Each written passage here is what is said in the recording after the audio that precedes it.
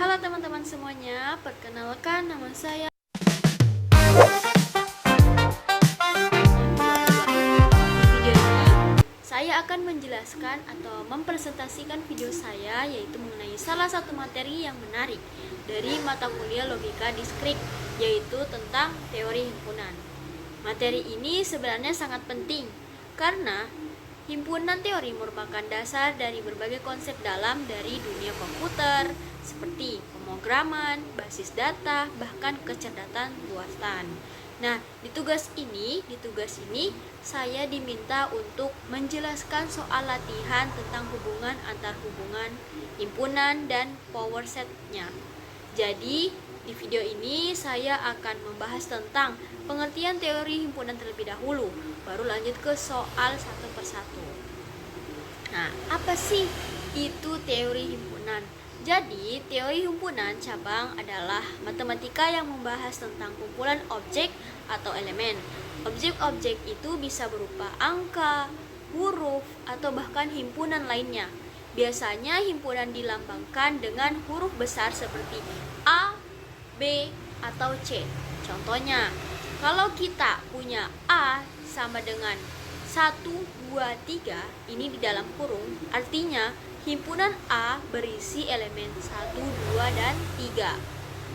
Dalam kumpulan teori, ada beberapa operasi dasar seperti irisan dibaca A irisan B yang dilambangkan dengan tanda seperti U kebalik, U yang kebalik. Terus ada gabungan, dibaca A gabungan B yang dilambangkan dengan tanda U. Kalau yang tadi U-nya dibalik, sekarang ini hurufnya U, itu simbolnya. Selisih, dibaca A minus B, dilambangkan dengan tanda petik 2. Dan juga ada power set atau P dalam kurung A, yang berarti himpunan dari semua himpunan berbagai dari A. Misalnya, kalau A sama dengan 1,2, ini di dalam kurung, maka P dalam kurung A sama dengan 0 dalam kurung 1, 2, 1, 2. Jadi elemen-elemennya ini bukan angka lagi, tapi himpunan kecil dari bagian A. Nah, sekarang kita masuk ke soal latihannya. Saya tampilkan dulu soal latihannya seperti ini. Ada macam-macam. Mengetahui bahwa A adalah sebuah perkumpulan, kita ditanya untuk menentukan apakah pernyataan berikut benar atau salah. Dan jika salah, apa yang seharusnya kita lakukan. Langsung saja kita bahas satu persatu. Yang pertama, ada dalam kurung A, dibaca A irisan P dari A sama dengan P dari A. Yang pertama ini mengatakan bahwa irisan P dalam kurung A sama dengan P dalam kurung A. Ingat ya, A berisi unsur-unsur seperti angka atau huruf.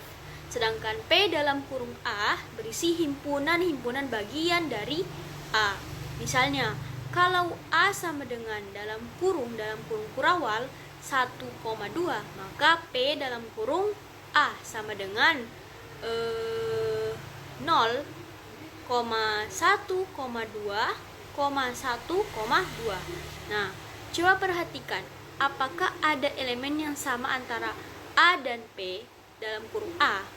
A isinya angka, sedangkan P dalam kurung A isinya himpunan. Ya, jelas beda tipe elemennya. Jadi, hasil irisan A dan P dalam kurung A adalah yayasan kosong. Atau kita sebut dia 0, kalau simbolnya dia 0 yang ada tanda garisnya, tanda larangan. Nah, maka pernyataan ini salah. Yang benar seharusnya irisan P dalam kurung A sama dengan asosiasi kosong. Lanjut ke bagian B. Dibaca perkumpulan A gabungan P dari A sama dengan P dari A. A ini dalam kurung kurawal, berarti persekutuan yang elemennya hanya satu, yaitu A sendiri. Sekarang, karena A adalah subset dari dirinya sendiri, otomatis A sudah ada di dalam P dalam kurung A. Jadi, kalau kita gabungkan hasilnya tetap P dalam kurung A. Jadi pernyataannya ini benar. Kita lanjut ke bagian C. dibaca A dikurangi P dari A sama dengan A. Nah, selanjutnya ini memulai operasi selisih. Artinya kita ambil elemen-elemen A yang tidak ada di dalam P dalam kurung A. Karena elemen-elemen A dari P, elemen-elemen A dan P dalam kurung A berbeda-beda jenis. Yang satu angka, yang satu himpunan, maka tidak ada elemennya yang sama. Jadi hasilnya tetap A. Maka pernyataan ini benar juga. Terus lanjut di D. Dibaca himpunan A adalah elemen dari P dari A.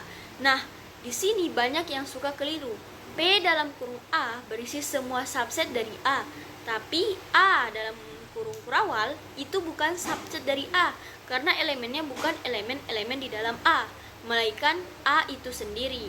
Jadi A dalam kurung kurawal ini bukan anggota dari P dalam kurung A dalam kurung biasa. Maka pernyataan ini salah. Yang benar seharusnya adalah A elemen dari P karena A adalah subset dari dirinya sendiri. Ke bagian E, dibaca A merupakan subset dari P dari A. Artinya semua elemen A ada di dalam P dalam kurung A. Tapi karena elemen-elemen A biasanya berupa angka atau huruf, sedangkan P berisi himpunan-himpunan, jadi jelas ini tidak mungkin benar. Maka pernyataan ini salah juga.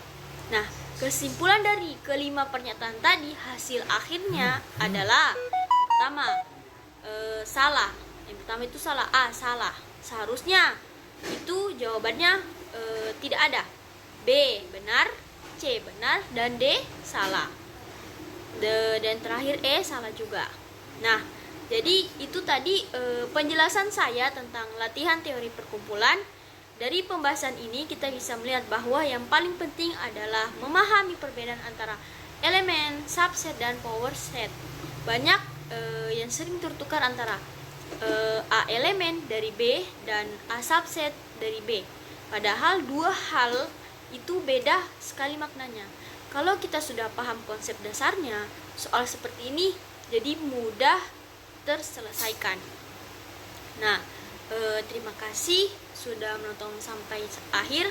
Semoga penjelasan ini bisa membantu dan juga memahami teori himpunan lebih dalam.